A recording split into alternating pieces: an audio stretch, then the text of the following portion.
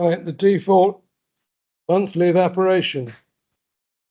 So you can see where it's low, where it's high, and see if there's any interesting areas you want to investigate. For streams or channels, it uses the width of the channel as part of the coloring.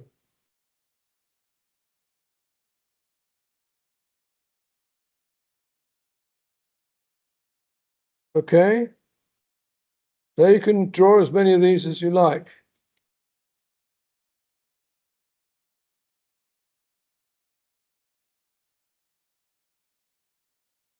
And then at some point,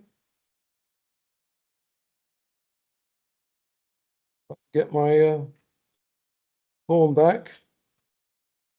You decide what I would like to do. Well, I've got to produce a poster, or I've got to put some of these in my report. What can I do? So you can print them. So you choose whether you want an overall landscape or portrait shape. You can decide, if you choose 3, then the top 3 maps from the results section in your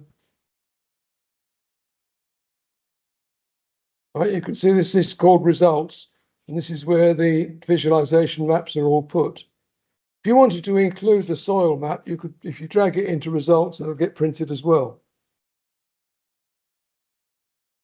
So I chose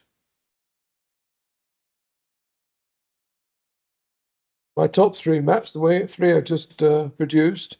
I can change the order of them too. So this one will come out on top because it's currently at the top of that list. But I can obviously move them in the within the legend, and then the result will come out different. There we have, right. So it produces a layout with your maps, each colored separately. It copies the legend, and this is a tool which is part of QGIS. I forget its name, but it has an amazing number of features. So, for example, these have come out very small. I don't know why they don't usually come out that small. Anyway, I'll have to reduce the magnification to see what I'm doing. But you should be able to increase. I'm sure I can increase its size. I don't use it. The thing, but for example, I want to. I see what's happened. It's because I'm using a strange magnification. I'm going to cancel that.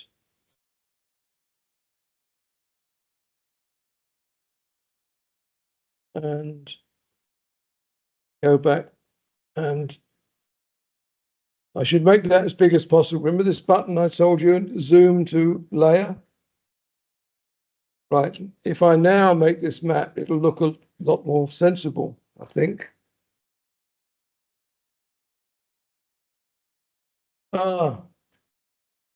There is what I think is a bug in QGIS. It's about the only one I know of where the layout manager runs out of space if you try and print something more than once. And I've now got to find out where the layout manager is. Where is the layout manager?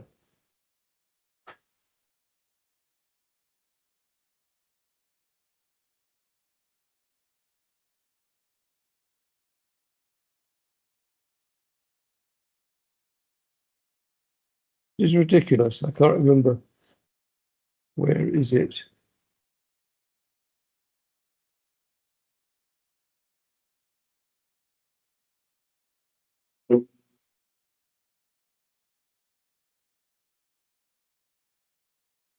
Oh, there it is. It's under Files, under Project.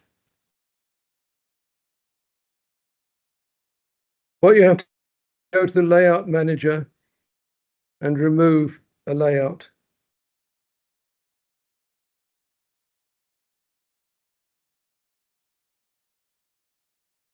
then do a print. Right, that looks more like it. So it's got a title which you can edit. You can change the magnification of these. The trick is to select one of them, change the magnification by changing the scale, by changing the number.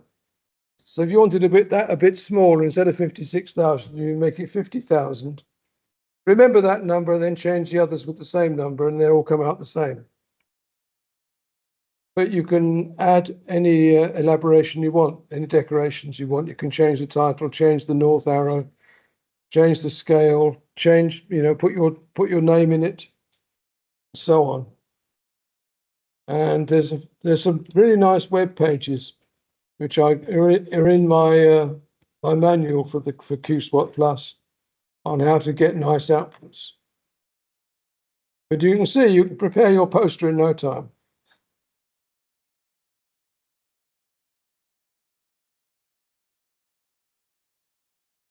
Any questions? Oh, and then you can print this onto A4. You can you can save the images as an image file, and so you can paste it into a document or get it onto a poster.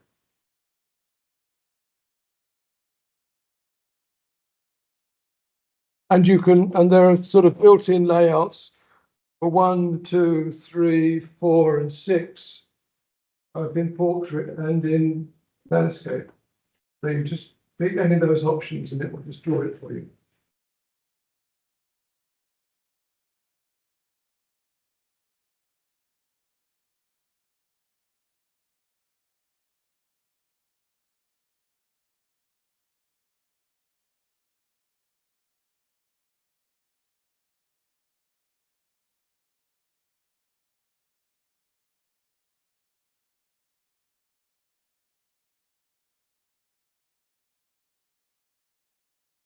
So, no questions?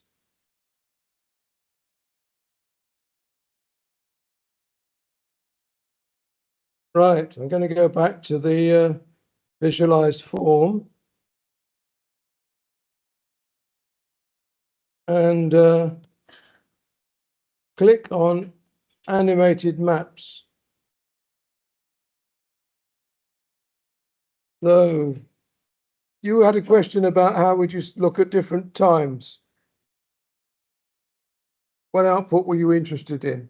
Anything particular? I'm sorry?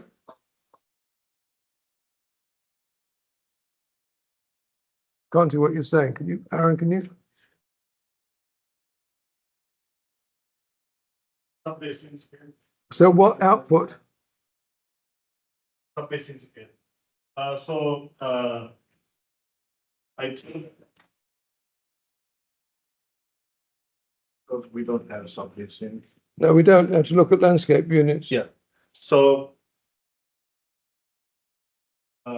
in SWAT Plus, we got rid of sub-basin. We use that term sub-basin, but actually instead of sub-basins, we are printing out a landscape unit. Yes. So that's why like a combination of landscapes, you can make it to, but the landscape unit and the sub-basin, they serve something like similar purpose. So people were more interested when it comes to landscape unit. So the output, we got rid of the sub-basins. Yeah. I did not explain that concept because it can complicate the things. Because instead of saying sub-basin, we call them aquifers,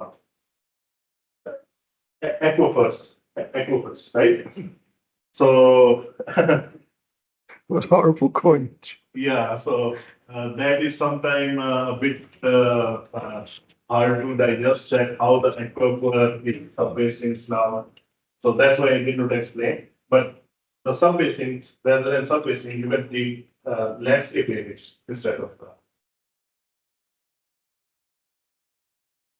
Okay, I've chosen leaf area index, not because it's any particular reason apart from the fact I guess it's going to change a lot in different seasons. So it'll be a nice animation to show. Yeah. Right. So I've chosen animated maps. I've chosen landscape unit, PW. What does the W stand for? I know P is plant. Plant, PW is all about plants anyway. That's where leaf area index is. So to choose the output, you use this button here because it's storing a lot of information in the map. It only stores it for one for one variable. Right, so I'm going to look at leaf area index only because I think that will change. Okay, and what it does, it creates the map, which initially has got the values at the start. Whoops, I move this. Move very easily. So you can see the leaf area index varies from 0 to 2.8. The darker colors are the higher values. And then I'm going to run an animation so that I suggest you might put the speed up to about 4 or 5 and just press the start button. Not look on here. Oh, I tried to scroll this and managed to destroy it. Oh, I managed to change that as well and start again. Well, I'm going to do it on normal scales so I can see what's going on, having showed you. So I chose LS unit PW mon.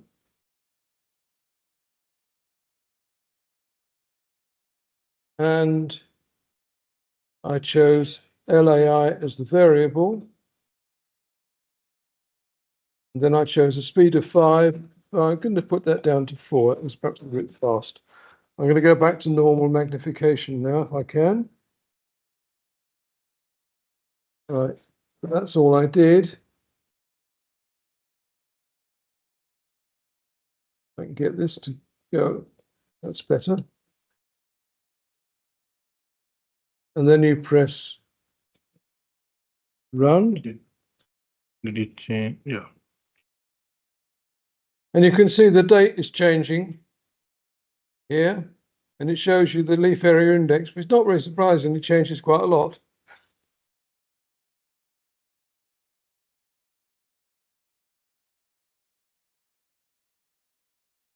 But if you want to look at a particular date, you can click on the slider to stop it, and then you can use the arrow keys on your terminal, and it will step backwards or forwards, whatever the period is. This is monthly, so it'll go 1 month at a time. So you can say, why is it that, when was it? In August 1999, why was the leaf area index so much higher down near the outlet than it is anywhere else, except for these other odd places?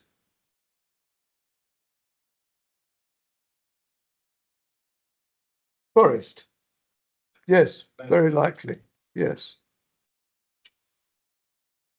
And you can, if you like that, you can zoom it back to the start. And then you can click on start recording. You can run the animation again. You can you can stop it anytime you like, because this button has gone red now. So whenever you click it, it will stop. Well, that's enough. So I'll stop it.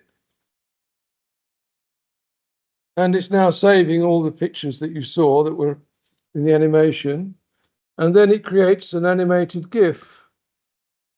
And it tells you where it is. But you can, it's saved. And you can press play. And then in whatever animated GIF your machine chooses to use, it will display it. So you can have animated posters for your next conference.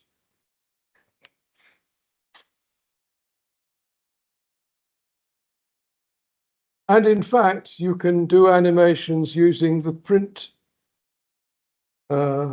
mechanism as well. If you can manage to watch 3 displays changing at once, not sure how much use it is, but anyway, it's possible.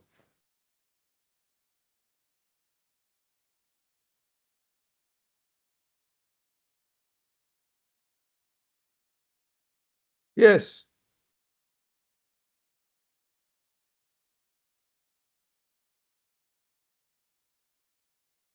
Sorry, I can't. Can you hear what she's saying? Select specific months and season. Specific month and season. Yes. To for the animation only. Yeah. The time period. Yes. Yes, you can select on that. Because I can change the, as long as I stay within the bounds that I've got data for, I can change the dates here.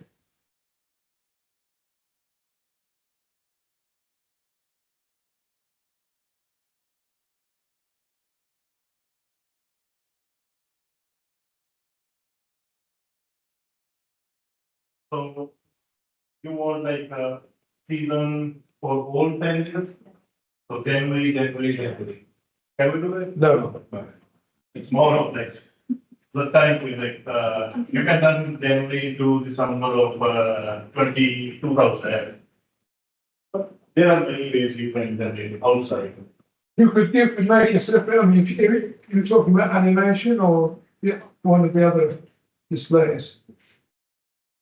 So both.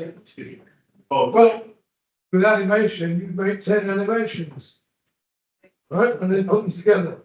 There are tools. What the tool does, it makes a PNG file, portable network graphics file, for each point, for each display, puts those in a file called PNG, a folder called PNG, right? Now, when you press to show, it destroys those files and makes the GIF. Right, but if you look in that folder first, then you can extract all those files and make a GIF, and then you can do another one. And there are tools like one of the graphics tools. It's called GIMP, GIMP. That enables you to take PNG files and make